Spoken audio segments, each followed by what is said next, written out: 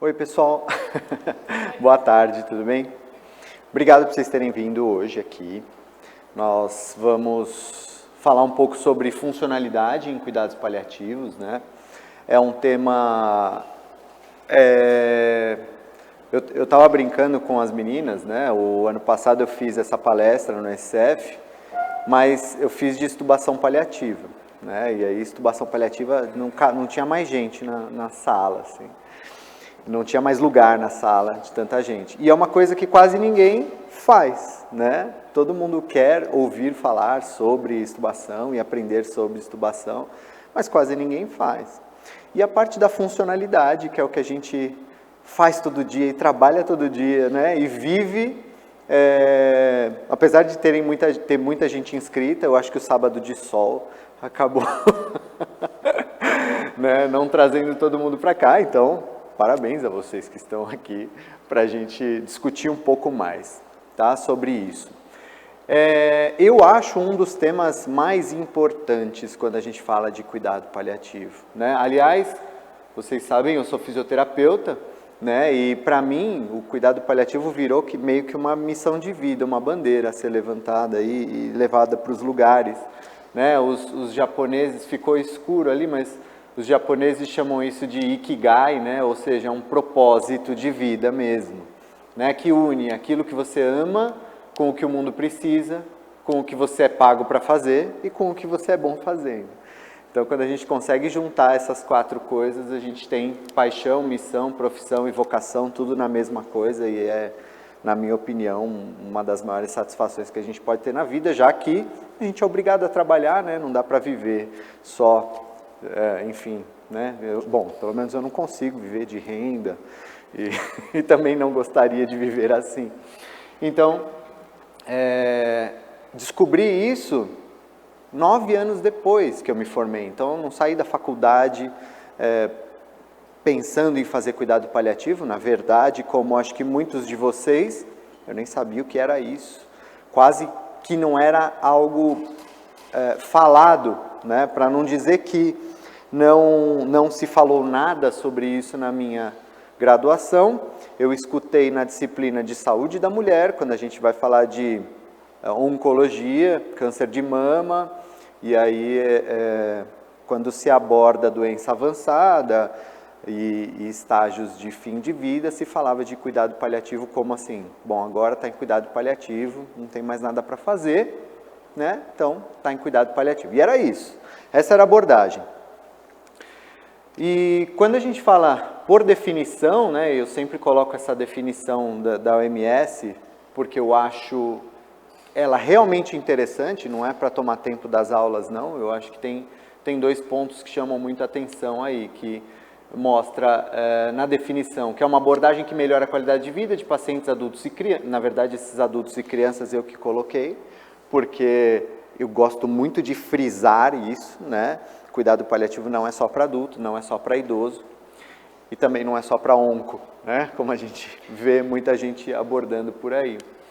Então, pacientes e famílias que enfrentam problemas associados a doenças que ameaçam a vida. Então, incluir a família é algo fundamental. Se eu estou fazendo cuidado paliativo só para o paciente e a família está sofrendo, não está sendo acolhida, não está sendo abordada, não está sendo tratada pela equipe também, no sentido mais amplo da palavra, eu estou fazendo muito pouco por esse caso, né, dentro desse contexto. Previne e alivia o sofrimento através da identificação precoce, avaliação correta e tratamento da dor e outros problemas físicos, psicossociais e espirituais.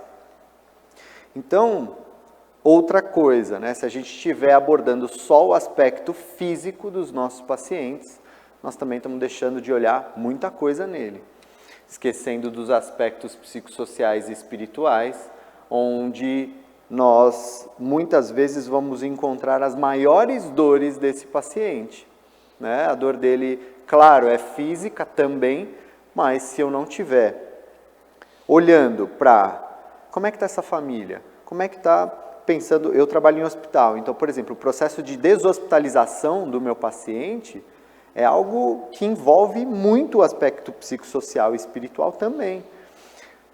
esse cara tem dinheiro para estar em casa e se manter em casa? Como é que é a casa dele? Tem escada? Tem acesso? E se ele precisar sair correndo numa intercorrência com um sintoma que a gente não consegue controlar? Como é que a gente vai manejar isso? Né? Tinha uma paciente que ela não podia ir para casa, ela tinha condições, sintomas controlados, tinha um certo grau de funcionalidade que permitia ajudar nas transferências, mas ela morava numa favela e assim, eram vielas assim, o povo precisa passar apertado nos corredores, de terra, para chegar no barraco onde ela morava. Como é que ela ia sair do hospital e ir para casa? Né? Então, quando você fala assim, mas não tem que ficar mais no hospital, por exemplo, tem um nível de funcionalidade, sintoma controlado e tudo mais, alta. É mesmo? Tá bom. Imagina a dor dessa família de não conseguir levar essa pessoa para casa também. Então, é isso que a gente precisa compreender dentro do contexto e incluir. Por isso que a funcionalidade é uma coisa muito importante dentro do contexto paliativo. Depois eu vou mostrar um trabalhinho que a gente fez, bem simplesinho na nossa enfermaria, que mostrou o quanto a funcionalidade interfere na qualidade de vida e no desfecho, né, dos pacientes.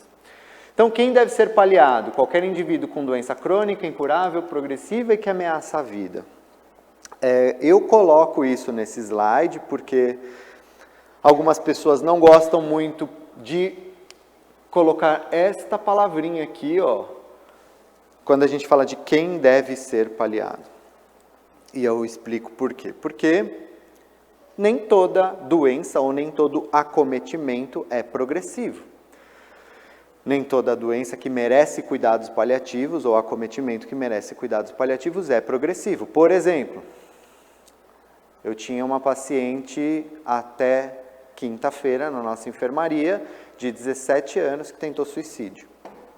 Ela se jogou da varanda do primeiro andar. E aí teve um trauma raquimedular, um traumatismo crânioencefálico, e ela ficou 2 anos internada num outro serviço, traqueostomia, gastrostomia, ventilação mecânica.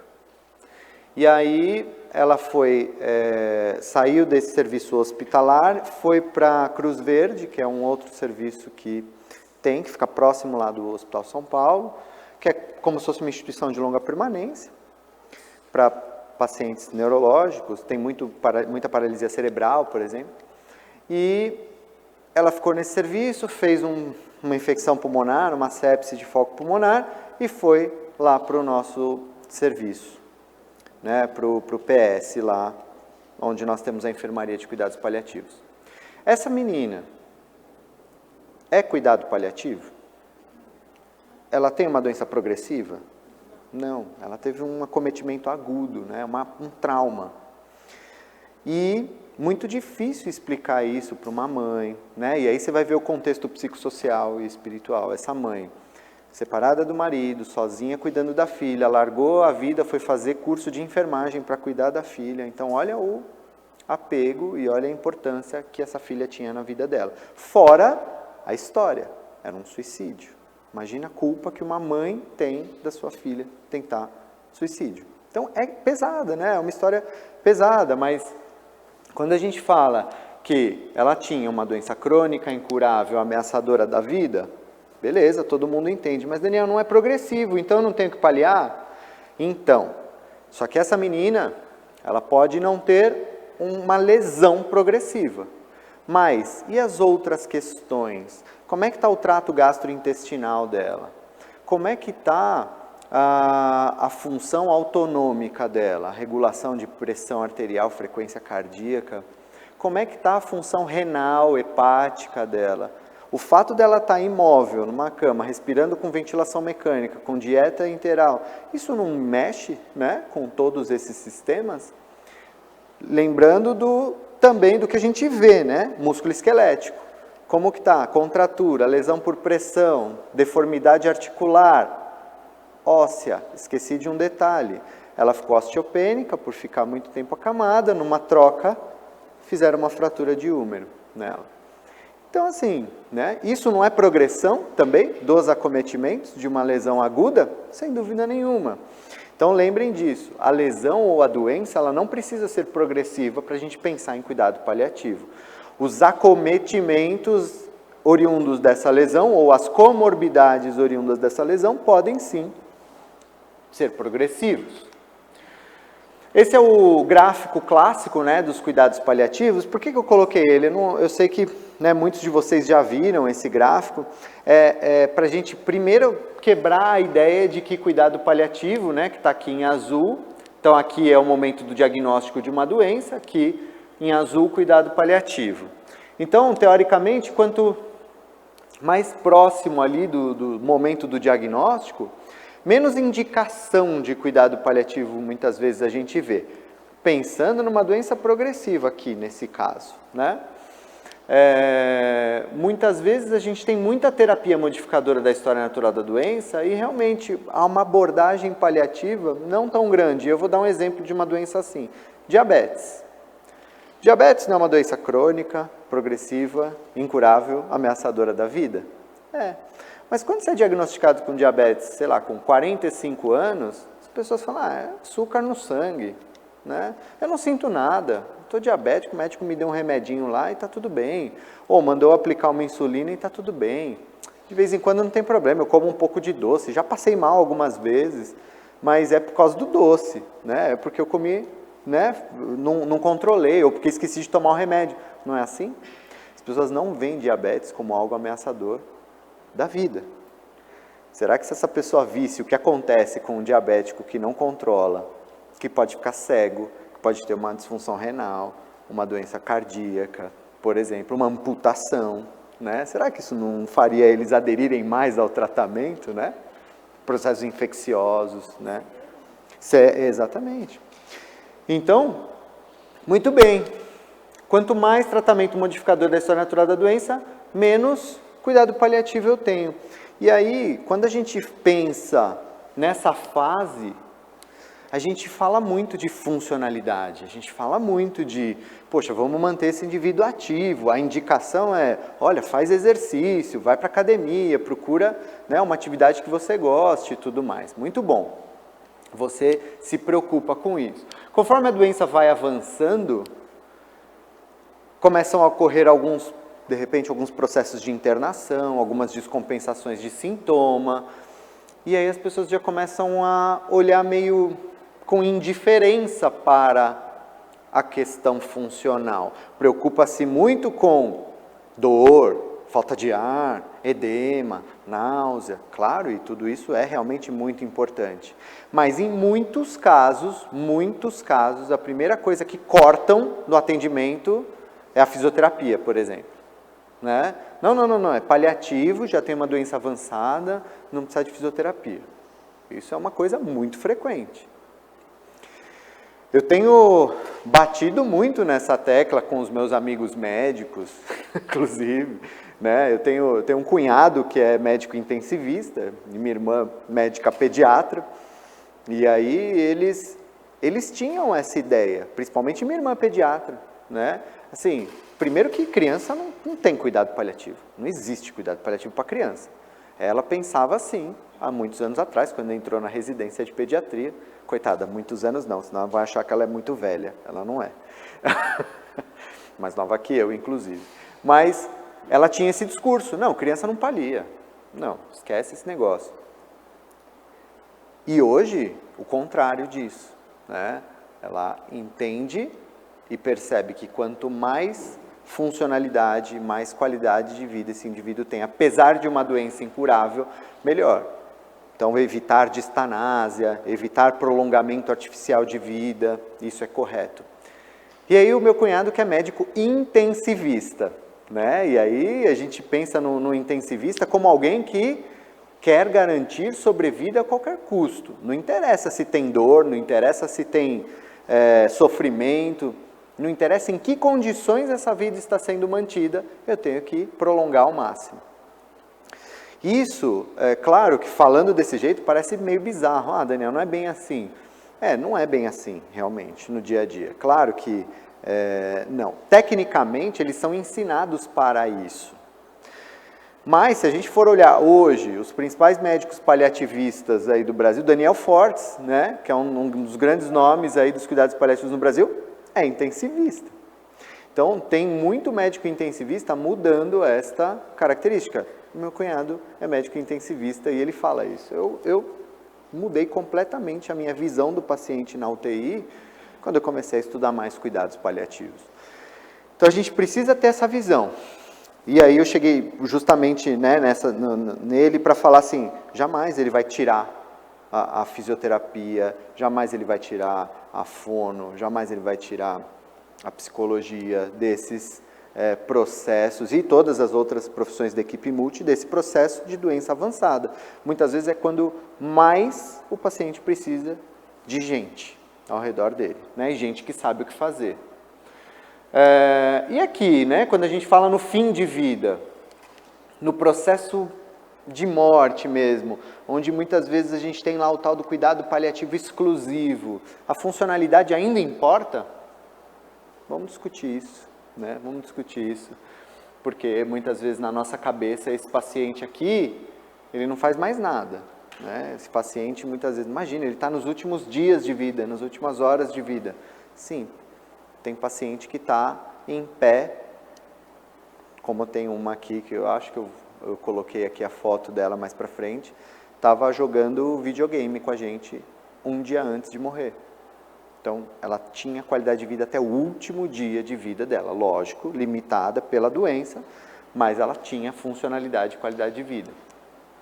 Como é que acontece o cuidado paliativo no Brasil? É mais ou menos assim, né? Você tem câncer, você tem uma doença grave e ela, né, nada é tão ruim que não possa piorar, ela é uma doença incurável. Mas, a despeito de ser incurável, tem tratamento.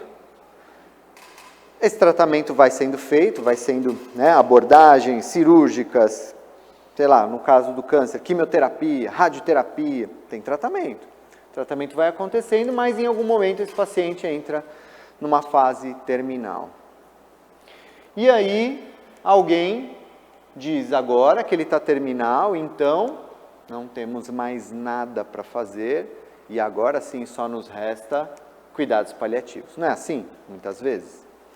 E aí, quando a gente pensa dessa forma e quando a gente encara esse paciente dessa forma, tudo que a gente fez até aqui, ó, não era paliativo, certo? Porque se o cuidado paliativo entrou aqui, só, isso aqui não era? Essa químio, essa rádio, numa doença incurável, era o que então? Quando a gente fala de manter esse indivíduo funcional, ou o mais funcional possível, porque às vezes eu falo funcional e aí na cabeça de algumas pessoas está o cara correndo no parque, trabalhando no dia a dia. Não, funcionalidade pode ser simplesmente colocar ele sentado porque ele consiga se alimentar sozinho, por exemplo. Isso é funcionalidade, né? Ou nem isso ele consegue, mas você consegue pôr ele numa cadeira de rodas, de repente, para levar ele para tomar um sol fora do hospital ou fora de casa. Poxa, se esse é o máximo de funcionalidade que ele tem, é isso que a gente vai tentar manter até o último dia de vida dele. Né? O que não dá é pegar uma paciente como eu peguei, que ela eu vou mostrar aqui, que pesava menos de 30 quilos, um câncer de cabeça e pescoço, que saía para fora da cavidade oral, e já traqueostomizada, e ela não controlava tronco sentado. Aí eu falei, meu Deus, mas... E consciente, orientada. Eu falei, nossa, mas será que ela tá... O pessoal deu dias de vida para ela quando ela internou. Na verdade, ela estava super desnutrida e nada estimulada. Essa paciente teve alta andando do hospital. Depois de 5 sessões de rádio que despedaçaram o tumor na cavidade oral dela. E ela voltou, inclusive, a falar, articular palavras e conseguia se comunicar falando. Então, a gente deu muita qualidade de vida para essa senhora, que 3 meses depois reinternou e aí acabou falecendo no serviço. Uma paciente que as pessoas consideravam que teria dias de vida. E eu falei, nossa, mas... E ela estava internada em outro serviço, ficou mais de um mês internada em outro serviço. Não, falaram que ela era cuidados paliativos, que não iam mais mexer com ela, colocar ela sentada. E ela só foi perdendo, óbvio. Né? Quando que esse cuidado paliativo deveria ser colocado no momento do diagnóstico de uma doença incurável. É isso que a gente precisa entender, que todo tratamento daqui para frente é paliativo. E aí você fala, nossa, mas químio paliativa? Né? Eu até postei essa semana um estudo que a gente fez, uma revisão sobre isso, né? Sobre funcionalidade em pacientes que recebem químio paliativo. Melhora muito o sintoma, melhora muito a qualidade de vida desses pacientes, né? Quando eles se mantêm ativos. Então, quando eles têm a consciência de que o tratamento deles, a partir daqui, é paliativo, a qualidade de vida deles já melhora muito. Lembrar dos nossos princípios éticos, de autonomia, beneficência, não maleficência e justiça, né? Eu acho fundamental lembrar sempre disso, porque se você, por outro lado, coloca a funcionalidade como uma proposta do seu tratamento, então, olha, eu quero te colocar sentado, eu quero te colocar em pé, eu quero te colocar sentado para que você consiga comer, e o paciente fala, para mim isso não faz sentido. E aí? Não, mas é importante, eu preciso, a gente tem que fazer. Será? Tem mesmo? Em alguns casos, vale a pena insistir mais, em outros, talvez nem tanto. A gente precisa ter essa... Parece uma coisa boba falar bom senso, mas... porque bom senso é uma coisa que cada um tem o seu, né? E nem sempre é o mesmo para todo mundo. Mas a gente precisa, sim, ter bom senso e de olhar para o paciente e falar, poxa, talvez colocar ele sentado traga mais sintoma, traga mais mal-estar para ele, e não é isso que ele quer agora, ele só quer ficar deitado, quietinho, dormindo nesse momento. E outros pacientes que querem ficar deitado, quietinho, dormindo, eu falo, peraí, mas ele está querendo isso porque à noite ele agita, porque à noite ele não está conseguindo dormir direito e durante o dia ele quer ficar dormindo. Então, se eu não quebro esse ciclo também, eu não consigo ajudar ele. Então, isso é ter bom senso, é conseguir compreender o paciente dentro de uma história e não olhando de forma tão transversal. Ele não é uma foto que você está batendo ali naquele momento, né? Ele é um filme que está vindo ali de dias, de semanas, de meses ou de anos.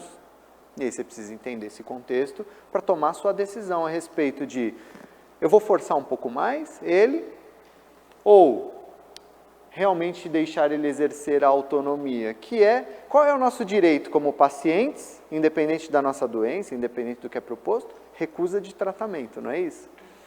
Nós só temos direito de recusar tratamento, nós não temos direito de indicar tratamento. Então, a gente só recusa o que nos oferece, né? Eu não posso, eu me recuso a ir para a UTI, tá, mas ninguém quer te mandar para a UTI. Então, né?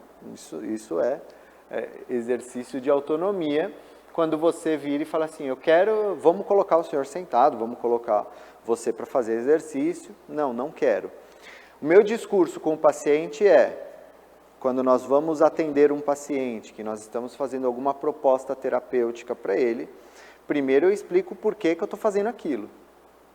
É muito ruim quando eu vejo um residente meu, especializando, eu chego lá, o cara amarrou um sorinho na canela do paciente, vai lá, 3 séries de 10. Aí eu entro no quarto e ele está assim, eu já quero matar, mas eu não posso falar na frente do paciente, né? Então, por que você está fazendo isso? Eu tô fortalecendo o quadríceps do paciente. Falei, pô, que bom. Para quê? Para pôr ele em pé. Tá bom, e que hora você pôs ele em pé? Não, não pus. Então, assim, erro de objetivo entre o objetivo e a sua conduta. A sua conduta não condiz com o objetivo que você traçou, né? E aí, a hora que eu pergunto um pouco mais sobre esse 3 série de 10 com um sorinho de 1 litro que ele amarrou na perna do paciente, eu falo, tá bom, como é que você graduou essa carga? Como que você planejou essa terapia? Quais são os sinais que você está vendo porque assim, se você está treinando força, princípio de sobrecarga, né? Você deu sobrecarga para esse paciente? Como você avaliou isso? Não sei responder nenhuma dessas questões, né? Então não é assim. A gente precisa, uma coisa que eu não perguntei aqui, eu vou perguntar. das profissões de vocês. Então, fisioterapeuta, que eu sei que tem alguns fisioterapeutas, enfermeiros, fono, psicólogo, farmácia, não, o que eu esqueci? Nutri, assistente social, TO, não, vocês são? Estudantes de fisioterapia, são fisioterapeutas, muito bem, são nossos colegas. Você também é estudante, muito bom. Nossa, gente, sou fisioterapeuta. Então, assim, nas nossas graduações, fono, físio, que são os que trabalham com exercício, né? A gente não tem uma disciplina que é muito importante. Claro que a gente vê um pouco em outras, mas a gente não tem, por exemplo, uma disciplina de treinamento, que é o que a educação física tem, né? Muito forte, treinamento desportivo, por exemplo. Então, o treinamento ele é muito voltado para o esporte. E, na verdade, a gente tem, dentro quando a gente aprende, por exemplo, a propor um fortalecimento, propor um alongamento, legal, você sabe a técnica, mas você não sabe como treinar, fazer um treinamento disso. E muitas vezes a gente vai aprender isso numa pós, né? É grave, é um erro grave das nossas graduações isso. Então, quando você coloca o seu paciente para fazer uma atividade sem um objetivo muito claro aonde você quer chegar, você está cometendo um erro. O paciente nenhum paciente tem tempo a perder, mas o paciente paliativo tem menos ainda. Tá? Então é isso, eu tenho que propor algo que traga benefício, esse benefício supera o malefício, ou seja, que malefício? Não é confortável tirar ele do leito, né? Ele sente um pouco de dor às vezes de sair do leito, não é algo tão gostoso para ele, tá bom, mas o benefício supera o malefício? Sim, ótimo. Do ponto de vista ético e legal, ok, e autonomia, o respeito à autonomia. Eu estou conseguindo respeitar a autonomia do meu paciente, eu estou dando esse direito a ele, ou não, né? Então, lembrar desses princípios antes de nós fazermos qualquer atividade. E aí, né, eu acho que é importante, só para a gente conceituar rapidinho, não vou me alongar muito nisso, mas eutanásia e distanásia. Por que eu coloquei eutanásia, distanásia, e eu vou colocar a ortotanásia numa aula de funcionalidade em cuidados paliativos? Nós vamos discutir uma questão depois. Nutri não tem, né? A gente falou de Nutri, mas não tem nutricionista aqui. Tá, porque tem uma questão importante da nutrição voltada à funcionalidade também. Claro que isso envolve a fono, mas tem muitos pacientes que não conseguem, num momento de doença mais avançada, fazer a sua alimentação via oral. E aí, considera-se a possibilidade de uma via artificial, sonda ou gastrostomia. Tudo bem. Então, está sempre indicada a sonda ou gastrostomia em pacientes que diminuem ou não conseguem ter o aporte nutricional pela via oral normal? Não. É aí que está. Né? E quando isso é uma distanásia, ou será que não alimentar esse paciente é uma eutanásia? Por que eutanásia, Daniel? Se ele não come, ele pode entrar num processo de inanição, por exemplo, aí sim, ele não tem mais substrato energético para produzir ATP e para produzir energia e fazer as suas atividades motoras. Então ele vai morrer mais rápido? O paciente que não come pode morrer mais rápido do que o paciente que é nutrido artificialmente? Pode, sem dúvida nenhuma, né? Quem trabalha com doença, por exemplo, doença neuromuscular, não é isso. Muitas vezes o paciente escolhe ser nutrido artificialmente, muitas vezes ele não escolhe, mas muitas vezes ele pode escolher, dão essa possibilidade para ele, e aí ele sobrevive por mais tempo, ele considera aquilo qualidade de vida.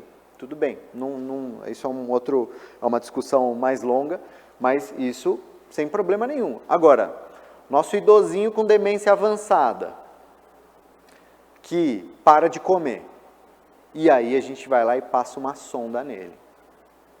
Ele pode viver mais tempo por conta dessa nutrição artificial? Pode. Oi?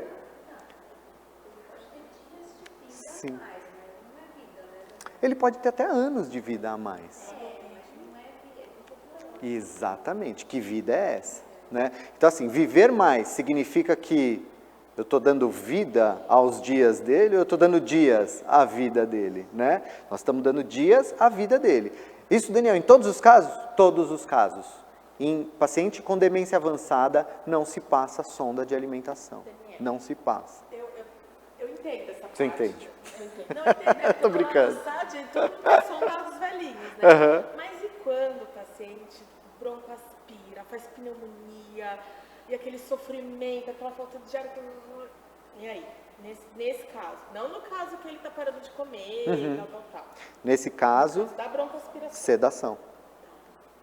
Esse caso, o manejo desse sintoma, ele não é a sonda ou não é a gastro que vai melhorar o sintoma dele. Na verdade, esse paciente, não estou falando só isso, tem várias coisas para controlar esse sintoma. O cara que não come mais e ele está, muitas vezes, com muita secreção, ele está broncoaspirando, ele pode estar hiperidratado, por exemplo, né? Ele pode estar fazendo refluxo gastroesofágico, por isso está broncoaspirando dieta. Então, assim, mais um motivo para não passar sonda nesse paciente. Esse paciente, ele está realmente num processo de fim de vida e é sedação. Se você acha que ele está sofrendo com essa broncoaspiração, pneumonia e tudo mais, tem que sedar ele. E deixa de ofertar alimento, sem dúvida nenhuma. Isso angustia muito a equipe, isso angustia a família, e isso precisa de alguém que assuma essa responsabilidade e fala assim, eu tenho certeza do que eu estou fazendo, tá? Mas não tem indicação de sonda ou gastro por esse sintoma. Então, por que eu coloquei isso aqui?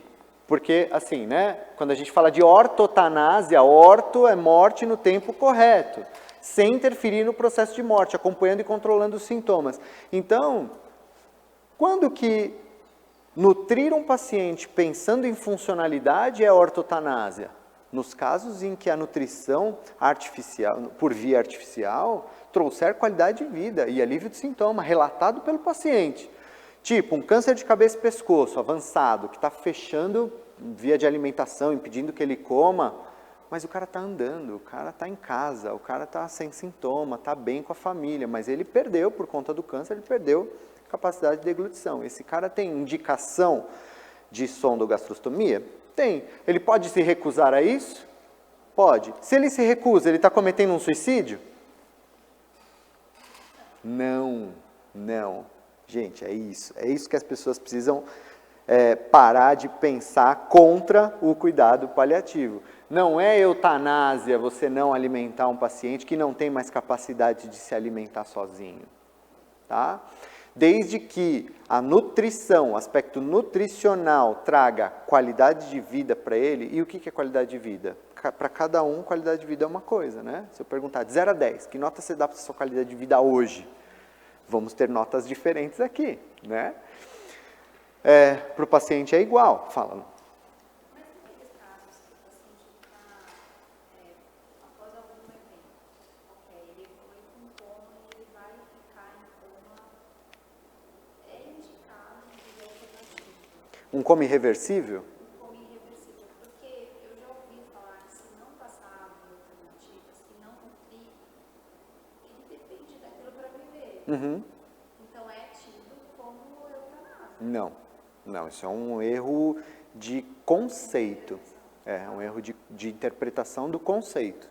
O paciente que tem uma lesão encefálica crônica irreversível e ele fica com um Glasgow 3 neurológico, nada de resposta. Muitas vezes, quando é algo agudo, que a gente não sabe o quanto o paciente vai responder, né, pensando numa neuroplasticidade, pensando num evento agudo que pode ter uma reabsorção, sei lá, né, de sangue nessa cabeça que sangrou, passa uma via alternativa, é errado? Não é errado, porque você de repente pode até estar esperando alguma resposta.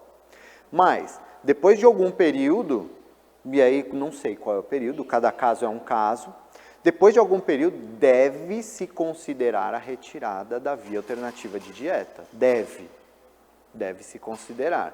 Quando?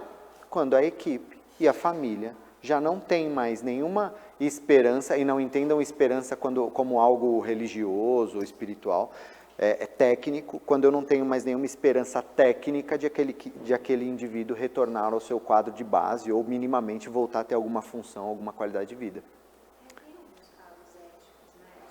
Tem muitos. É só pesquisar. Caso Terry Schiavo, que é um dos mais famosos, né? É uma moça que tinha uma diretiva oral, falada para o marido, que ela não queria ser mantida viva. Ela fez uma dieta super restritiva e tal, fez um distúrbio eletrolítico, fez uma parada cardiorrespiratória. Demoraram para reanimar, e aí ela evoluiu com uma encefalopatia anóxica pós-parada, e aí ela ficou meio que num estado vegetativo persistente. Só com traqueostomia, sem ventilação mecânica e gastro para alimentação. E ela viveu assim por em torno de 6 anos, mais ou menos. Quando o marido... Não, calma, ela viveu muito mais. Porque aí o marido entrou falando assim, não, chega, gente, ela não queria isso, a gente esperou já um tempo para ver se ela respondia e tudo, ela não responde. Ela disse que não gostaria de viver assim, vamos tirar a dieta. Não, isso é desistir, isso é abandonar. Os pais dela entraram num processo contra o marido. E aí esse caso durou 15 anos. Ela ficou assim por 15 anos. Esse caso foi parar na Suprema Corte norte-americana, o Bush era o presidente, os artistas, mobilizou a população, o povo saia na rua com placa, não deixe de alimentar, outros saíam, continue alimentando, outros, por favor, deixa ela morrer, né? Então tinha o povo contra e a favor, e aí a Suprema Corte decidiu que o marido poderia sim vencer, né, o processo e desligar a dieta. E aí, acho que 13 dias depois, ela faleceu. Tá? Então, esse é um dos casos mais famosos americanos, mas tem muitos outros mesmo, tá? A respeito disso. Por quê? Porque é isso, quando a dieta te traz qualidade de vida e funcionalidade, como no caso do paciente com doença neuromuscular, onde ele vira para mim e fala assim, cara, se me alimentar e vai fazer com que eu viva 3 anos, 4 anos, sei lá, mais um tempo a mais, eu quero, porque para mim isso faz sentido, mesmo eu não me mexendo, mas eu estou convivendo com as pessoas que eu amo, eu quero viver o máximo de tempo possível. Beleza, é inquestionável isso. Se ele está ciente do que vai acontecer com ele e ele mesmo assim escolhe isso, perfeito, tem que manter e acho que super válido. Câncer de cabeça e pescoço, mesma coisa, é outro tipo de paciente que a gente alimenta, porque isso traz qualidade de vida para ele e função. Agora, caso neurológico, que o paciente fica em estado vegetativo, não tem indicação. Essa moça que a gente falou ficou 2 anos, de 17 anos que se jogou, né? 2 anos Glasgow 3, na verdade não era Glasgow 3. Ela respondia à dor, ela tinha alguns estímulos dolorosos, respondia a estímulo doloroso, só. E, olha só, né?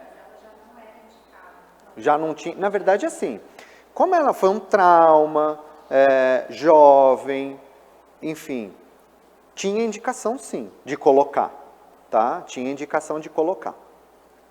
Quanto tempo a gente espera normalmente nesses casos para alguma resposta neurológica que nos mostra que tem um caminho aí possível de trazer algum nível neurológico com alguma qualidade de vida? 6 meses. De 6 meses a 1 ano, a gente tem certeza que esse paciente vai ficar mais ou menos daquele jeito, tá? Depois de 1 ano de um trauma grave como esse, é mais ou menos daquele jeito que o paciente vai ficar. Não faz nenhum sentido manter. Ela ficou 2 anos e pouco. E ela morreu de uma forma que ninguém esperava. Ela sangrou. Ela não era plaquetopênica. Ela não tinha... não usava anticoagulante, não tinha nenhum distúrbio de coagulação, nunca tinha sangrado nem na aspiração, mas ela sangrou de um jeito, nariz, boca, assim, tráqueo. É impressionante algumas coisas que acontecem, né? Parece que o paciente realmente não quer viver. Tipo assim, não quero viver e vou dar um jeito de... Então, é isso, né? A gente não está falando aqui em nenhum momento de eutanásia, mas por outro lado, nós temos que evitar distanásia. E muitas vezes, o limiar entre fazer ortotanásia e fazer distanásia é justamente definido pelo quanto de função você tem. Porque quanto menos função você tem, quanto menos qualidade de vida funcional você tem, pior é a sua qualidade de vida, né? E aí vamos falar de algumas condutas em relação ao alívio de sintomas, função, autonomia e qualidade de vida, né? Porque são coisas que estão diretamente relacionadas. E a primeira delas é dor, né? Mas eu vou falar, antes da gente falar das condutas, se eu não faço uma boa avaliação desse paciente, se eu não sei exatamente quem é meu paciente, eu vou ter muito mais dificuldade de tomar decisão, porque a gente foca muito nisso aqui, né? Eu sei tudo sobre diagnóstico, prognóstico, comorbidades, eu sei tudo sobre a parte física do paciente, eu avaliei, eu sei quanto ele tem de função, eu sei quanto ele tem, se tem ferida, se não tem, se tem nível de consciência, sintomas, eu avaliei tudo, ótimo, sei tudo desse paciente. Ah, é? Ele está ansioso, deprimido, está em delírio, eu vou chamar psicólogo para saber. Claro que é importante ter o psicólogo, mas se você não conversar com o psicólogo para saber o que ele acha do caso, mas isso importa para mim? Poxa vida, como importa, né? O fato do meu paciente não querer fazer uma terapia, muitas vezes é simplesmente uma questão de humor dele naquele dia. Então importa sim, importa muito. E eu falo que as terapias físicas, elas têm que ser encaradas pelo profissional, primeiro, porque senão a gente não consegue passar isso para o paciente, mas também para o paciente como algo. Eu não estou vindo aqui fazer um trabalho lúdico com você, eu não estou aqui passando tempo com você. Nós estamos aqui porque essa terapia é igual tomar um remédio. Você pode sim escolher não fazer, mas escolher não fazer tem que ser encarado como? Eu estou deixando de tomar um remédio, porque eu não quero tomar, né? Então, quando a gente fala com o paciente dessa maneira e ele entende, né? Lógico que nem todo paciente entende, mas quando ele entende que o que você está propondo para ele não é passar o tempo, não é, eu não estou indo lá brincar, porque às vezes a gente vai lá e joga bola, às vezes a gente vai lá, né, e poxa, eu estou dando um sabor diferente para o paciente, e ele encara aquilo como algo muito lúdico, né, e só para passar o tempo, só para dar uma sensação de prazer, bem-estar.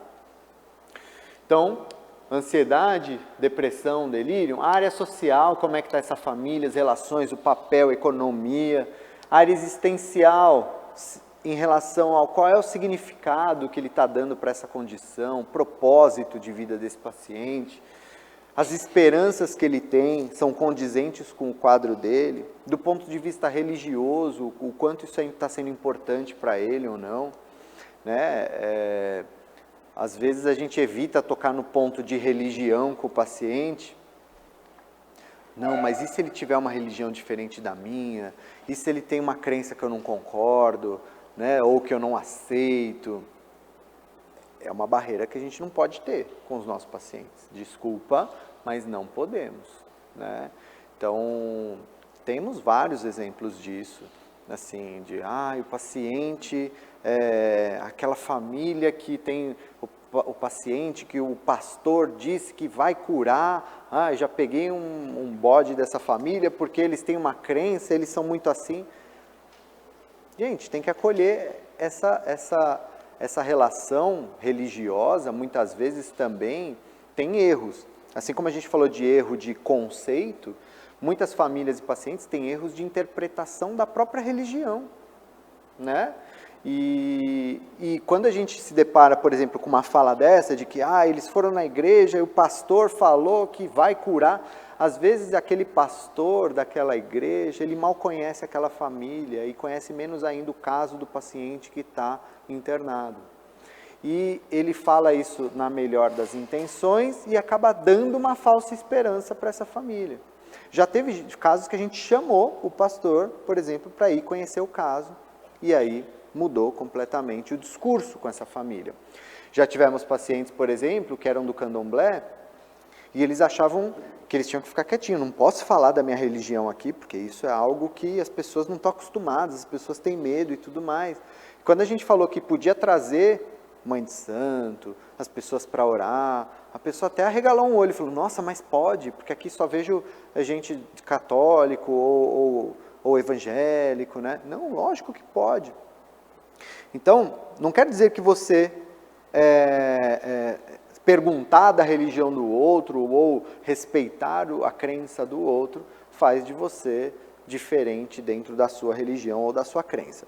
E aí, só para finalizar essa parte de religião e funcionalidade, tinha uma paciente que a queixa dela era: eu não consigo mais ajoelhar e rezar, porque eu tenho falta de ar quando eu faço isso.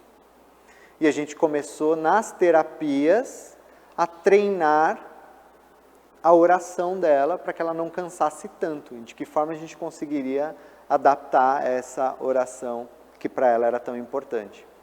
Então veja, a gente trabalha a funcionalidade dentro do aspecto religioso, que é o que faz sentido para aquele paciente naquele momento.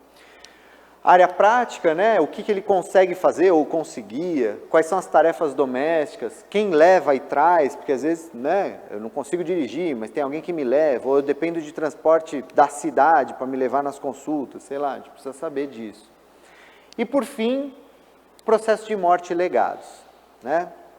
Isso inclui, por exemplo, diretiva antecipada de vontade. O que esse paciente quer? O que ele pensa sobre o fim de vida dele?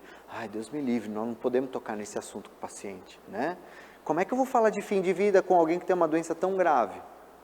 Sim, muitas vezes tudo o que ele quer é que alguém chegue e pergunte para ele sobre o fim de vida, o que ele pensa.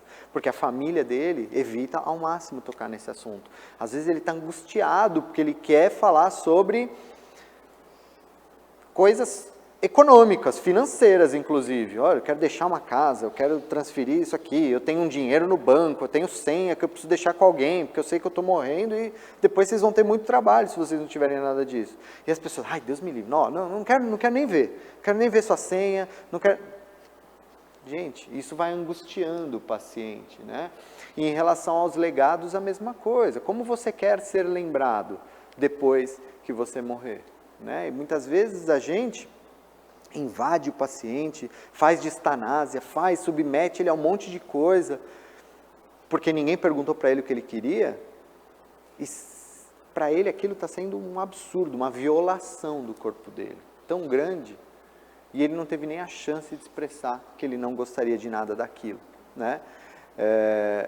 Para ele viveu os últimos 6 meses de vida, aquele martírio com a família, ele na cama, precisando ser trocado, banho, fralda, né? Um cara que muitas vezes foi aquele senhor mais durão, mais rígido, né? Mas ele não gostaria de estar naquela condição jamais, e é submetido a isso. Isso é legado dentro do processo de morte também. Tem gente que não liga, tem gente que para ele está tudo bem. Né? Tudo bem alguém me trocar, tudo bem alguém me dar banho, tudo bem alguém, né, fazer um procedimento em mim. Mas se a gente não perguntar para o paciente, a gente nunca vai saber. Bom, avaliação da função, né? A gente faz algumas avaliações funcionais dos nossos pacientes. As avaliações funcionais mais comuns são KPS, né, ou Karnofsky, escala de performance de Karnofsky. De verdade, é talvez a escala mais, que tem mais citações de publicação. Ela vai de 0 a 100, né? Na verdade 0 é morte, então é de 10% a 100%. Isso é para quem? É paciente, por exemplo, que tem uma doença crônica, progressiva, incurável, ameaçadora da vida, enfim. Mas, por exemplo, 100%, apesar dele ter uma doença incurável, ele está trabalhando, ele está praticando atividade física, está correndo no parque. Esse cara está 100%. Não mudou nada na vida dele, a doença em si. Existe isso? Óbvio que existe, gente, com certeza. Quantas doenças as pessoas não sabem que tem? Câncer, por exemplo. A pessoa muitas vezes tem um câncer metastático por algum tempo e aí ela começa a ter um sintoma. Aí ela descobre que tem um câncer, mas ela até então estava fazendo tudo na vida dela, normalmente. Ela tem um KPS de 100%. Vamos para os 50%? Esse indivíduo necessita de assistência considerável e cuidados médicos frequentes. Então, esse cara já está, né? 20%, muito doente, necessita de suporte. Está vendo como as frases são meio difíceis de classificar o paciente, né? Então, por isso foi criada uma outra escala, que é o PPS, que é o Palliative Performance Scale. É uma escala de performance paliativa, tá? Essa escala, ela também vai de 10% a 100%, igualzinho o Karnofsky, só que ela é dividida em 5 domínios: deambulação, atividade de evidência da doença, autocuidado, ingesta e nível de consciência. Então, o cara que é 100%, ótimo, ele deambula sozinho, atividade normal, trabalha sem nenhuma evidência de doença, autocuidado completo, ingesta normal, nível de consciência normal, tudo normal. Vamos voltar para os 50%, que fazer a comparação com o Karnofsky. Ó, no 50% ele está a maior parte do tempo acamado, né, ou sentado, perdão, incapacitado para qualquer trabalho, ele não trabalha mais, esse paciente não trabalha mais, mas ainda consegue fazer algumas coisas em relação ao seu autocuidado, mas precisa de ajuda. A ingesta alimentar pode estar reduzida e o nível de consciência pode alternar com períodos de confusão. Tá? E 20%, paciente totalmente acamado, incapaz para tudo, né?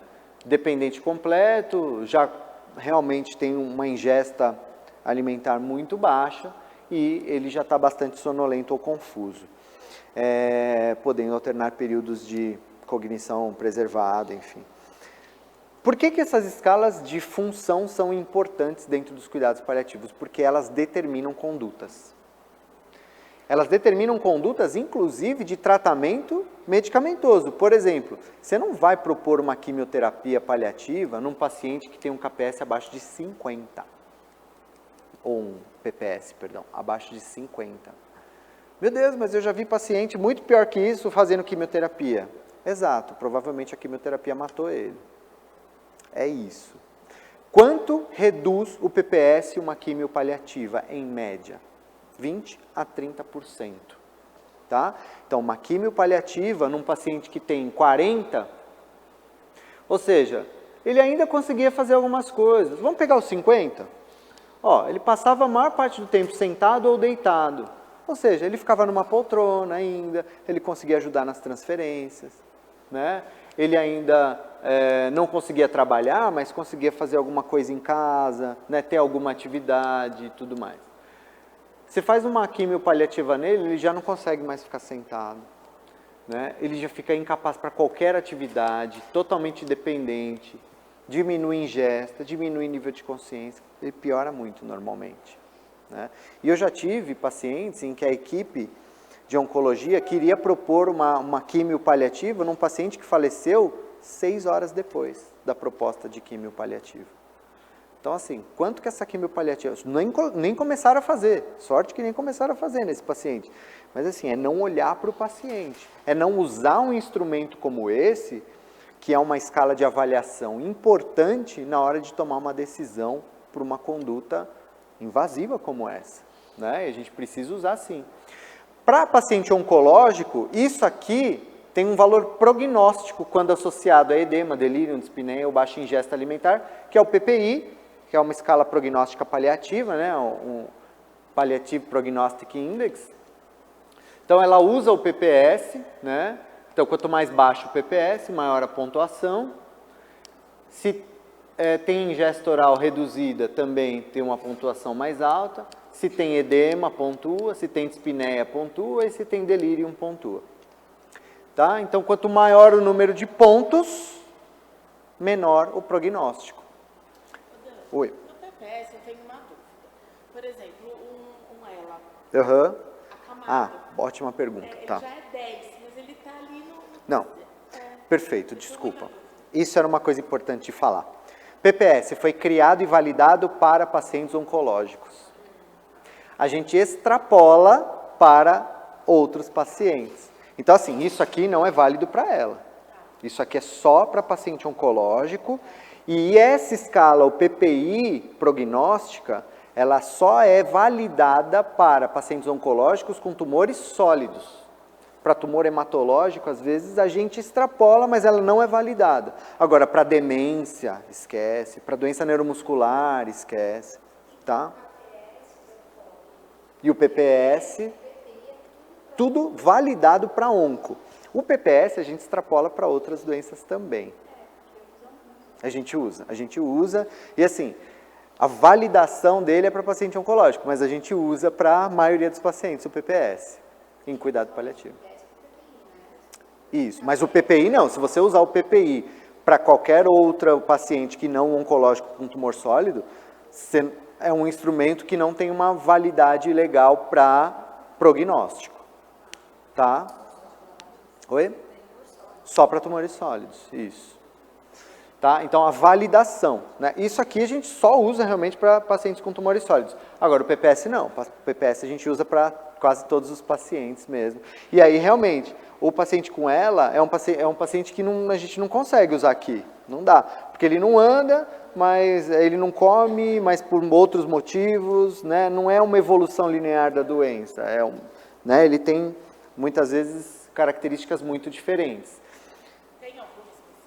Para ela eu não conheço. Não conheço. Mas é uma coisa legal para pensar mesmo, né? Pode ser que tenha, pode ser que eu que não conheça. Podemos dar uma pesquisada, se alguém conhecer e quiser depois passar para a gente. O score do PPI é isso aqui, ó. Menor do que 2, você tem mais que 6 semanas de vida. Entre 2 e 4, entre 3 e 6 semanas de vida, é maior que 4, menos de 12 dias. Isso bate, tá? Outra coisa importante em relação à funcionalidade. Paciente que chega no hospital com um tumor, com câncer incurável, com dispneia ou repouso, ele tem, em média, 30 dias de vida. Isso é uma escala prognóstica baseada em funcionalidade, pensando em parte respiratória. Outro critério que dá um prognóstico de 30 dias para paciente paliativo com câncer é hipercalcemia da malignidade. Tá?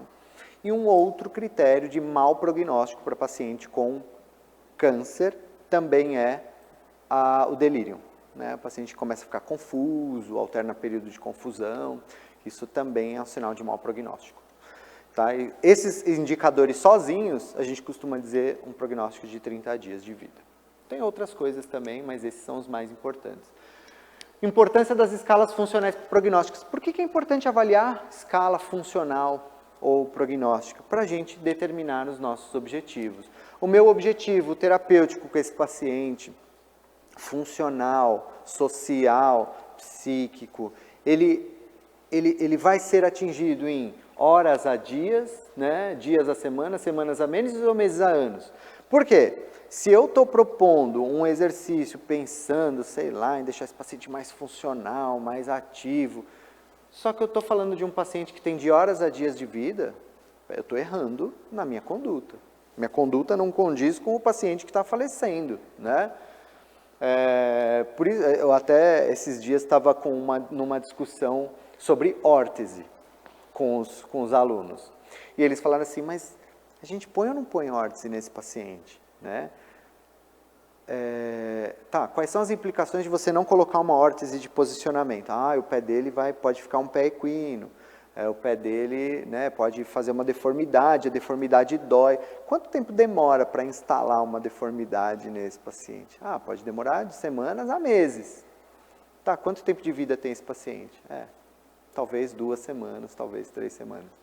Então faz sentido ficar colocando órtese nesse paciente, posicionamento? Não faz. Isso, exato.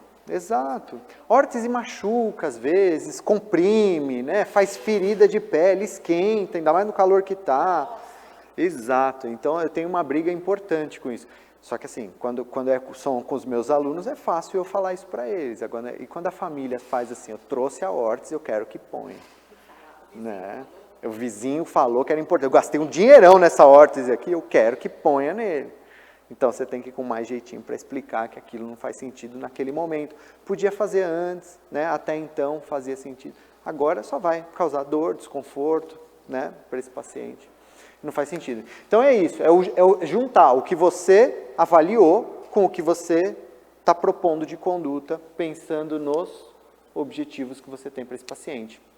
E aí, nós que, né, somos da equipe Multi, nós temos sempre a ideia de reabilitar, né? E essa ideia de reabilitar está ligada muito a sempre olhar para o paciente e ver ele cada dia um pouquinho melhor. Só que quem trabalha com cuidados paliativos tem uma necessidade de desconstruir a ideia clássica de reabilitação. Ou seja, muitas vezes, a despeito de tudo que você faça de melhor para aquele paciente, ele está descendo cada dia um degrauzinho. E tem muito paciente que a gente vai ver uma evolução, sim. Paciente paliativo que a gente vai ver uma evolução, que vai chegar num patamar que vai fazer um platô, e que depois a gente vai ver descer de novo, e não tem nada de errado nisso também. Né? Se eu conheço a doença, se eu conheço a minha atuação, se eu conheço a questão técnica da minha profissão, eu não me frustro. Agora, se eu não conheço, se eu estou lá só fazendo ações técnicas, sem levar esse monte de coisa em consideração, eu vou ficar chateado a hora que o paciente começar a declinar. Né? Aqui a avaliação de sintomas de Edmonton, né? Sintoma é uma coisa importante, porque o meu paciente que tem sintoma descontrolado, ele vai conseguir melhorar funcionalmente? Não. Então, muitas vezes, a piora funcional do paciente está relacionado com a dor dele, ou com a depressão, ou com a ansiedade, né? Então, a escala de sintomas de Edmonton, ela vai de 0 a 10 para todos esses sintomas aqui, dor, cansaço, náusea, depressão, ansiedade, sonolência, apetite, falta de ar e sensação de bem-estar. E é isso. Quanto mais sintomático esse paciente tiver, menos funcional ele vai ficar. Então, muitas vezes, a gente precisa, sim, controlar sintoma para que ele melhore funcionalmente. Tá? Então, a gente usa bastante a escala de sintomas de Edmonton. Demência. Tem uma escala funcional para demência, que é o FAST. Não sei se todo mundo conhecia aqui. Já, vocês trabalham? Alguém trabalha? Vocês trabalham? A gente faz o FAST com miséria. Tá. Então, porque teoricamente o Parkinson não é uma demência, mas ele pode cursar com demência também. Pode. De novo, ele é adaptado, na verdade o FAST ele foi criado para o Alzheimer. A gente extrapola para demência vascular, Lewy, todas as outras demências também. Ele foi validado para o Alzheimer. Agora, se você está falando de uma demência progressiva, né, de um quadro progressivo do Parkinson, quem me garante que o Parkinson é só Parkinson também? Isso foi uma discussão levantada, né? Já quem me garante que o Parkinson que cursa com uma demência, essa demência não é de outra etiologia que não do próprio Parkinson? Então, assim, a gente usa também, tá? E aí, porque tá ruim, eu ainda vou parar um tempo, é porque só eu peguei uma imagem do Google, tá ruim de ler por isso, ainda vou parar para escrever essa escala bonitinha para colocar na minha aula.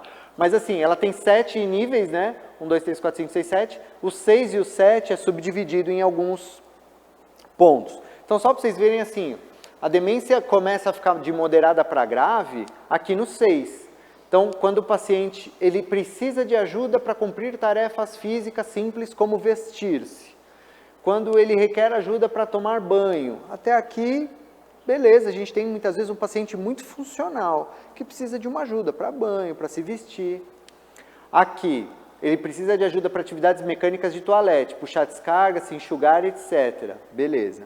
O 6D e o 6E, incontinência urinária, incontinência fecal, ele já nos indica um olhar paliativo para uma doença que está muito avançada e que requer um olhar paliativo exclusivo. Tá? Então, a partir daqui, muitas vezes, a gente já não indica mais sonda, gastro, pneumonia. Pode fazer um antibiótico para tratar a pneumonia? Até pode, mas se você não fizer, está errado? Não. Tá? Então, quando eu falo que a partir de 6D e E, né, e é lógico, todo o 7, cuidado paliativo exclusivo para demência. Controlar sintomas agressivamente, né? Então, é uma escala funcional em demência, com pacientes demenciados, tá? A gente usa muito. E aí é importantíssimo a gente saber disso, porque no nosso dia a dia o que a gente mais vai ver é distanásia com paciente demenciado, né? Que já não tem mais nenhuma função. Na teoria, nenhum paciente com demência chegaria na escala funcional de 7F se não fosse a distanásia. Né? Então. Mas só chega nisso porque quem é o 7F? É o paciente caquético, com contratura, lesão por pressão, exatamente, posição fetal, sendo mantido por sonda, gastro, tráqueo, né, tudo mais. Exato. Então, distanásia. Então, ele só chega aqui por distanásia. tá? Senão ele pararia, por exemplo, aqui, no máximo, tá? Que aí ele perde a capacidade de andar, ele já não come, provavelmente, né? Ele já não senta, ele já não sorri. A doutora Ana Cláudia Quintana, no congresso desse ano, ela falou sobre isso, ela não falou sobre a escala, mas em um momento da palestra dela, ela falou assim, nossa, é impressionante, né? Na demência, um dos níveis mais avançados de demência é perda da capacidade de sorrir. E aí, às vezes, eu tenho a impressão que eu convivo com um monte de gente demenciada, avançada, porque as pessoas não sorriem mais, né? E aí é legal, a gente não esquece disso, né? Porque a perda da capacidade de sorrir é uma das últimas coisas que a gente tem. Bom, lá no nosso serviço, a gente implementou isso em alguns setores, que é uma plaquinha, onde a gente coloca no leito lá, o que o indivíduo consegue fazer sozinho. Então, assim, indivíduo totalmente dependente, ou ele consegue ficar sentado sozinho, ou ele consegue ficar em pé sozinho, ou ele consegue andar sozinho. Isso ajuda muito a equipe toda na hora de, puxa, a enfermagem, ele vai tomar banho no chuveiro ou no leito? Poxa, se ele consegue ficar em pé sozinho, quer dizer, esse cara tem toda a capacidade de tomar banho, pelo menos na cadeira, né? Sentado numa cadeira. E não no leito. Ah, mas no leito é mais fácil. É, mais fácil, né? Mais rápido, exatamente. Mas, puxa vida, gente, a gente precisa estimular a funcionalidade. Funcionalidade não é uma exclusividade do físio. Exato. Exatamente, para o paciente é péssimo. Então, não é exclusivo da fisioterapia, treino de funcionalidade, é toda a equipe. Tudo que a equipe toda puder fazer para estimular a funcionalidade do paciente durante os seus atendimentos, né? Então a fono vai lá, põe ele sentado, põe, né, numa postura mais funcional para ele fazer aquilo. A psicologia vai lá conversar com ele, dá para conversar com ele numa poltrona ao invés de conversar com ele deitado na cama? Ótimo. A enfermagem com o banho, a físio, óbvio, né, com todos os exercícios e tudo mais, e todo mundo. A nutrição, uma vez eu chamei a atenção da nutricionista, chamei a atenção assim, no sentido de conversar, né? Não de chamar atenção profissionalmente. Mas eu falei assim, ó, esse é um paciente que vocês fazem as medidas indiretas para predição de peso, mas por que você não coloca ele em pé na balança? Ai, mas será? Dá trabalho, eu tenho medo dele cair e tudo mais. Não, mas a gente ajuda. Chama a gente está aqui, a gente ajuda. E a gente foi lá e colocou o paciente em pé na balança e ela teve o peso real dele. Então, são essas condutas que às vezes ajudam, né, o paciente no seu dia a dia. Dor, né, como eu falei, um fator muito limitante, muitas vezes, funcional. Então a gente tem que fazer de tudo do ponto de vista farmacológico e não farmacológico para tratamento de dor. Fadiga, né? Então às vezes o paciente relata fadiga e a gente fala, tá, mas e dor você tem? E náusea você tem? Ou seja, é um sintoma que as pessoas meio que passam batido porque não sabem muito bem o que fazer. Só que fadiga é o sintoma mais intenso e mais presente no fim de vida de todas as doenças avançadas. Câncer e não câncer. Então, assim, a gente não pode deixar tão de lado a fadiga como a gente deixa. Astenia e fraqueza, né? Então, ver a questão funcional, nutricional, sinais vitais antes, durante e após as condutas, para ver se de repente o paciente não fala. O paciente que fala, a gente fica um pouco mais tranquilo, ele relata o desconforto. Mas e se o paciente não fala? A gente vê, poxa, será que eu não fiz uma atividade muito extenuante com ele, né? Ele ficou muito sudoreico, ele ficou muito taquicárdico, ficou muito hipertenso, sei lá. Isso tudo pode indicar dor, por exemplo. Os exercícios, pensando em funcionalidade, são sempre exercícios funcionais. Então, quando eu falei do residente que amarrou a caneleira lá e fez 3 séries de 10, e eu pergunto para ele, por que você não pôs ele em pé? Ah, porque em pé ele só consegue fazer 2 vezes. Eu falei, que bom, ele só precisa levantar uma vez, né? Ninguém faz, senta, levanta, agora eu ando. Não, ele precisa levantar uma vez só, né? Então, poxa, ele conseguiu levantar 1, 2, na terceira você precisou ajudar, na quarta ele fadigou? É isso, acabou. Ah, mas ele não precisa fazer 3 séries de 10? Não precisa. Não faz sentido nenhum esse 3 séries de 10 para esse paciente. Né? E aí, por outro lado, o 3 séries de 10 que ele propôs lá, não fez nenhuma sobrecarga para ele. né? Então, é isso, a gente vai trabalhar funcionalidade dentro das nossas atividades com o paciente. Eu praticamente, bom, primeiro que eu trabalho no hospital público, a gente já não tem muito recurso, né, de peso, elástico, bola, essas coisas, a gente já não tem muito recurso. Então, se eu não uso criatividade e o próprio peso do corpo do paciente, ou minha resistência manual, fica difícil de trabalhar. Mas é isso, né? O sentar e levantar, os exercícios de se puxar, se empurrar, a gente usa bastão, lençol, a própria cama. Então isso ajuda muito o paciente nas transferências. O paciente, eu evito ao máximo, por exemplo, o paciente que está consciente, orientado, transferir ele no lençol, por exemplo, né? Como muita gente faz, ou totalmente passivo. Não, segura no meu pescoço. Eu vou fazer mais força? Muito mais. Eu vou me cansar? Muito mais. Mas assim, eu estou estimulando que ele segure em mim, porque se esse cara for para casa, é assim que vão transferir ele em casa, muitas vezes, né? Ele precisa se ajudar. Então é isso, foco nos movimentos funcionais e lembrar disso. Se eu estou propondo uma atividade para ele, ele tem que relatar uma intensidade de moderada a intensa. A gente usa a escala de Borg, né? Quanto que ele tem que me relatar? Pelo menos 4, né? 4, 5 de intensidade. Significa que você deu sobrecarga para ele. 0 a 10, que nota se dá para o seu cansaço? 4, 5, opa, se conseguir sobrecarregar ele. Se ele falar 1, 2, 3, sei lá, talvez esteja pouco intenso isso.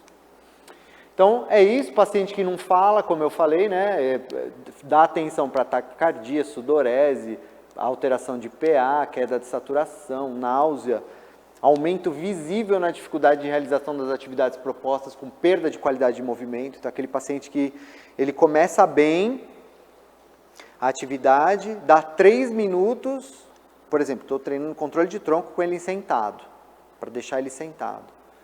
Dá 3, 4 minutos, ele começa a desabar. Aí você fala, não, vamos insistir. Aí vai lá, dá 1 minuto, ele desaba. Meu Deus, mas só ficou 3, 4 minutos. Não, tem que ficar 15 pelo menos. Quem disse que ele tem que ficar 15? Né? Não, mas é porque é o mínimo. Não, não existe mínimo para esses pacientes. O mínimo é o quanto ele aguenta com boa performance. Se você fadigou ele hoje, na próxima terapia, você não consegue, muitas vezes, repetir o que você fez ontem, muito menos ganhar. Então, entender, por isso que essa parte de treinamento, né? Treinamento com atleta é uma coisa, treinamento com um doente grave é totalmente diferente. Inclusive porque a gente tem muito menos dados quantitativos para avaliar. É muito mais empírica a nossa avaliação, subjetiva. Então a gente precisa ter bom senso. E avaliação clínica, olhar para o paciente. Eu estou vendo que ele não está aguentando, deixa ele descansar. Entre uma série e outra, às vezes a gente deixa o paciente descansar 3 minutos, 4 minutos, para ele conseguir ter a mesma performance que ele teve na série anterior. Só que vocês já ficaram esperando na frente do paciente 3 minutos entre uma série e outra? É interminável 3 minutos entre uma série e outra. Só que tudo bem, gente, é isso que ele consegue. E aí a gente vai aumentando gradativamente, né? Esse aqui é só um trabalhinho que a gente fez, uma análise do perfil clínico e funcional e o desfecho hospitalar dos pacientes internados na nossa unidade lá de cuidados paliativos, tá? Esse trabalho, acho que a gente fez em 2016 e eu só trouxe esses dois aqui, ficou meio... só para exemplificar o que a gente viu. A maior parte dos pacientes faleceu, o desfecho foi óbito, tá? Do que a gente teve. Então, acho que 68 contra 32 aqui, tá? 32% tiveram alta. E essa é uma correlação da MIF, né? Que é uma escala de avaliação funcional que a gente usa na fisioterapia, com o desfecho. Então, quanto maior a funcionalidade, maior a chance de alta do nosso paciente. Tá? E quanto pior a funcionalidade, maior o risco de óbito. E aqui não está nesse trabalho aqui, mas a gente avaliou sintomas também. E aí, sintoma dor e dispneia tem uma relação direta com funcionalidade. Quanto melhor a função, menor a queixa de dor e dispneia dos pacientes. Aí você vai falar, Daniel, é porque ele é mais funcional que ele tem menos sintomas? Né? Tostines vende mais porque é fresquinho ou é fresquinho porque vende mais? Ele é mais funcional porque tem menos sintomas ou ele tem menos sintomas porque ele é mais funcional? Não respondemos essa pergunta aqui. E as duas coisas podem acontecer. Mas no final das contas o que interessa é, quanto mais funcional eu deixo o meu paciente, melhor a qualidade de vida dele, menos sintomas ele tem e menos risco de morte num processo de internação. Ah, Daniel, mas ele não morreu nessa, mas pode morrer na próxima? Sim, provavelmente numa condição funcional pior. Tá? E aí, para a gente finalizar assim, algumas perguntas. É possível ganhar força com paciente paliativo? Muita gente tem essa dúvida, e é óbvio que sim. Né? A gente vai ganhar força. Ah, Daniel, mas e o paciente que é mais caquético? A gente vai ganhar força com esse paciente mesmo assim? Ele é caquético. Ou seja, ele não tem substrato para produzir músculo mais, né? Fazer uma hipertrofia muscular. Esse cara não vai fazer hipertrofia, porque ele é caquético. Mesmo assim, dá para ganhar força com ele? Dá. Lembram daquela senhorinha que eu falei? Que não tinha músculo? Tá, e como é que nós ganhamos força com ela? Recrutamento neuromuscular. Vamos acordar as unidades motoras desse paciente que estão lá dormindo, porque ele tem. A gente precisa recrutar. Lembrar que esse recrutamento nesses pacientes, você faz no máximo em 2 semanas. Passou de 2 semanas, você conseguiu recrutar tudo que ele tem de músculo. A partir dali ele vai manter e começar a cair. Né? Mas eu preciso despertar o que ele tem. Meu paciente não está sendo nutrido adequadamente. Mesmo assim eu devo fazer atividades motoras? Já ouviram isso? Ele não recebe uma nutrição adequada, então deixa ele quietinho, não mexe nele. Peraí, mas calma. Primeira pergunta que eu tenho que fazer para esse paciente é: faz sentido para você sair da cama? Você gostaria de sair do leito? Você gostaria de ficar numa poltrona? Você gostaria de ficar em pé? Ou de fazer alguma atividade que talvez exija um gasto energético maior? Sim, para mim isso está me fazendo muita falta. Então esquece a questão nutricional. O que importa é a qualidade de vida dele. Ah, Daniel, mas ele pode fazer um processo de depressão mais rápida muscular. Aí é uma outra questão. Ele já está num processo de doença avançada. O que importa é a qualidade de vida para ele. Eu não vou deixar o paciente na cama, é isso que eu quero dizer. Eu não vou deixar um paciente na cama, sem nenhuma atividade, sendo que ele quer, sendo que ele tem condições, só porque ele não recebe nutrição adequada. Quer dizer, ele não consegue um aporte nutricional adequado. Tá? Paciente com metástase óssea, pode fazer exercício? Outra coisa que o povo... Pelo amor de Deus, nem mexe, tem uma metástase óssea, nem mexe. Não é assim. Claro, se eu tiver um risco iminente de uma fratura, numa lesão que está claramente me mostrando ser muito grave ali, eu tenho que pensar 1000 vezes antes, sim. Mas em geral, gente, a presença de uma metástase óssea não é contraindicação para fazer nada. O que vai limitar esse cara é a dor, né? Enfim. Até porque metástase óssea tem risco de fratura? Óbvio que sim, mas as fraturas elas podem ser com carga, sem carga, mudando de posição durante o banho, durante uma troca, durante um espirro, uma tosse, tá? Então, eu não devo limitar a minha conduta só por conta de uma presença de metástase óssea. Ah, Daniel, já está fraturado, já tem um desvio, já tem... Bom, vamos conversar com a equipe e vamos ver se tem alguma forma de estabilizar isso e adaptar para as atividades que ele consiga fazer. Mas... eu já vi muitas vezes isso. Tem metástase óssea, não vamos mexer. Está errado. E realização de desejos, gente. Essa é a paciente que eu falei para vocês, que chegou e não tinha nem controle de tronco, né? Então, ela quis comemorar o aniversário dela. Lembra que eu falei de fazer sentido? A funcionalidade é para isso. É para a realização de alguma coisa que faz sentido para esse paciente. E para ela fazia sentido viver bem para comemorar o aniversário dela, né? E a gente fez isso. Esse paciente, câncer de cabeça e pescoço, tudo que ele mais gostava na vida era comer. O cara funcional, andava para lá e para cá. Nós não podíamos ofertar nada para ele comer, mas a gente achou uma coisa que dava para negociar, que era um picolé, todo dia pelo menos. Conversamos com a fono, porque ele broncoaspirava, obviamente, ele broncoaspirava esse sorvete. E aí a gente aspirava o sorvete na tráqueo dele. Estava tudo bem. Para ele aquilo fazia sentido, tá? Ele tossia? Tossia. Ele engasgava um pouco com aquilo? Sim, mas ele amava esse momento do dia. Então, é isso. Teve um dia que ele me pediu um bolinho de carne. Eu falei não. Ele ficou triste, ficou deprimido, me pediu de novo, me pediu de novo. Eu falei, cara, você não está entendendo, eu não estou negando porque eu sou ruim. Você vai odiar colocar isso na sua boca. Carne moída, com massa, como é que você vai engolir isso? Ah, mas é que eu comia isso todo dia. Eu estou morrendo de vontade. Eu falei, tá bom. Aí eu falei com a equipe, falei, eu vou comprar e você vai dar uma mordida nisso e vamos ver como é que vai ser isso para você. Gente, foi um terror, porque as carnes moídas entraram em tudo que foi lugar. Aí ele, uma mordida, ele falou, eu entendi o que você quis dizer. Mas assim, para ele era importante aquilo, ele precisava sentir aquilo, que não ia dar certo, né? Então a verdade é que ele se empolgou com o sorvete, e aí ele quis tentar coisas mais hardcore, tipo um bolinho de carne. Esse paciente fazia sentido para ele ir na capela do hospital, né? Esse paciente fazia sentido ver um jogo do Palmeiras. E aí nós precisamos tirar ele do hospital para levar num jogo do Palmeiras. Foi o maior desejo que a gente realizou até hoje, tá? E aí não contente em ir no jogo do Palmeiras, ele foi no camarote do estádio, né? Tava o Evair, é que tá ruim a foto aqui, né? Tava o Evair, o Ademir da Guia, e assim, foi a realização de um sonho da vida, ter ido nesse jogo de futebol. Esse paciente faleceu 12 dias depois. Então assim, 12 dias antes de morrer, ele estava assistindo um jogo de futebol. Tudo bem, na cadeira de rodas, né?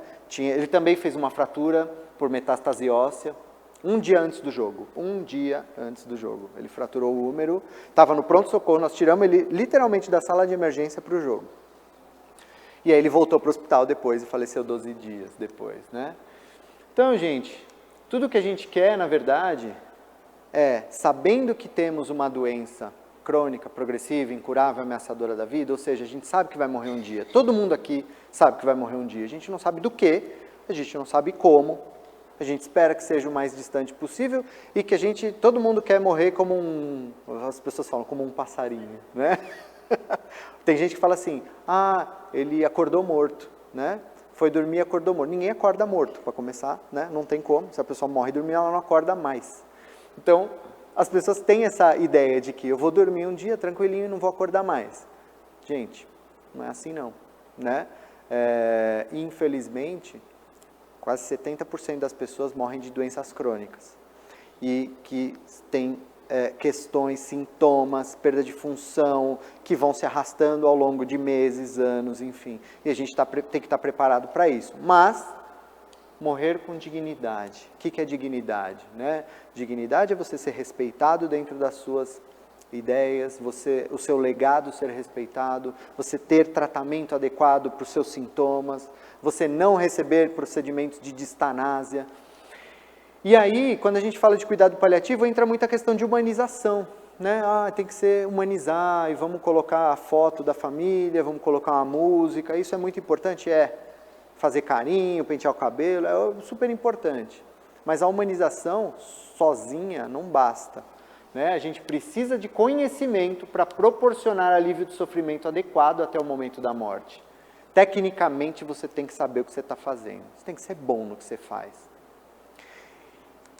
E morrer com indignidade, né? Ou seja, dor não tratada, solidão, distanásia, abandono pelos profissionais e desrespeito à sua autonomia. Isso é distanásia, isso é indigno, né? E quantas pessoas morrem numa condição assim, né? Numa maca, num corredor de hospital, é muito triste, né? Então, pelo menos que a gente tenha isso tudo sendo respeitado, ok? Bom, gente, eu deixo os meus contatos aqui para vocês. Esse é um livro que eu trago, já que eu falei de funcionalidade, né? O Guia Prático de Fisioterapia e Cuidados Paliativos no Ambiente Hospitalar. É um livro que foi publicado em 2017. Eu escrevi os capítulos de cuidados paliativos. É do Tiago Marracini e da Jeanette Lucato, né? Que são excelentes amigos e professores aí. E eu fico aberto a perguntas, gente. Obrigado. Dúvidas? Angústias? Tá tudo bem com vocês? Então tá bom. Eu tenho, sim, acho que é legal falar, né? Para quem ainda não conhece, depois vocês me sigam, principalmente no Instagram, a gente tem é o Instagram dos Cuidados Paliativos Online, essa é a minha rede pessoal, e esse é os Cuidados Paliativos Online. Então, para quem ainda não conhece, é esse projeto aqui, que na verdade não é mais um projeto, né? Ele até se desmembrou em alguns. A gente começou com um aperfeiçoamento multiprofissional em cuidados paliativos, e são aulas totalmente online. A aquisição te dá direito a 1 ano você assistir todas as aulas por quantas vezes você quiser, onde você quiser, e ele te dá um certificado, acho que de mais de 60 horas, acho que já passou de 80 horas, mas o certificado a gente está reavaliando, mas é um certificado de 60 horas a aula. E tem outras coisas dentro desse curso, né? Que tem, por exemplo, as lives que a gente faz. Eu faço lives de terça-feira, normalmente, tá? Pelo meu Instagram e pelo Cuidados Paliativos Online. Então, quem quiser acompanhar, fique à vontade. E tem um produto de pediatria também, não sei se alguém é da área da pediatria. Nós fizemos um curso recente de cuidados paliativos pediátricos também. Certo? Obrigado mais uma vez, gente, por vocês estarem aqui, e fico à disposição aí, se vocês quiserem perguntar, mandar mensagem, tá bom? Conhecer o serviço lá um dia, fiquem à vontade aí. Obrigado.